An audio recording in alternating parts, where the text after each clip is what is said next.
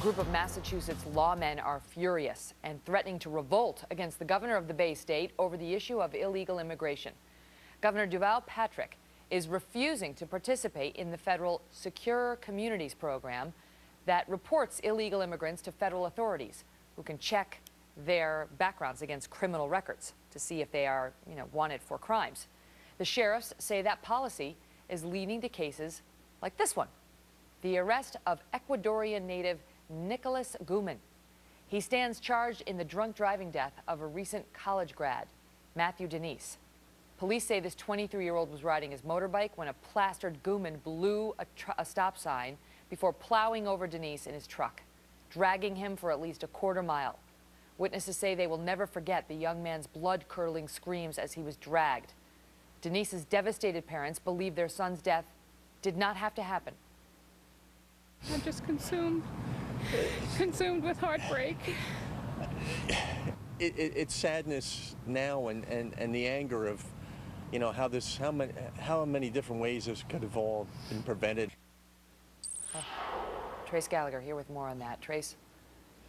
Megan, several Massachusetts sheriffs now say they are ready for a high noon showdown with Governor Deval Patrick over immigration enforcement. As you said, Deval Patrick has come out against the Secure Communities Act. That is the program that would allow law enforcement officers to check the immigration status of those who are already in jail. Well, Patrick calls that a publicity stunt, and the sheriffs call his statement outrageous. Listen to them.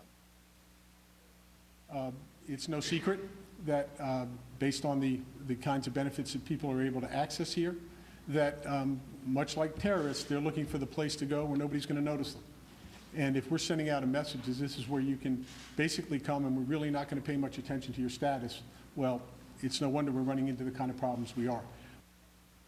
So now the sheriffs are doing an end run around the governor using a long-standing federal program called 287G. This is where they actually send their deputies to be trained as immigration agents, so then they would legally be able to check the immigration status of those in jail. And this is all because of a rash of high-profile crimes allegedly by illegal immigrants, including a Brazilian man arrested for stabbing a 24-year-old woman to death. This happened in Marshfield, Mass, just south of Boston. Cops arresting a 3-time deported man named Edward Torres on his 6th arrest for driving under the influence, and an Ecuadorian man who allegedly fled to the United States after killing a mother and her child. And of course, the big case, the Matthew Denise case. You talked about him earlier. He's the one who was hit by a car, dragged more than a quarter of a mile, a hit and run by an illegal immigrant who police say was drunk at the time and had a young child with him. Here now is Deval Patrick, followed by Denise's mom. Play it. Well, I've said before, we need comprehensive immigration reform. But I think we also need to be careful not to paint too broad a brush. We had like the perfect storm here with this situation. I mean, if one of those factors had been different, my son would still be here. If we had the Secure Community Act, this person would have been deported.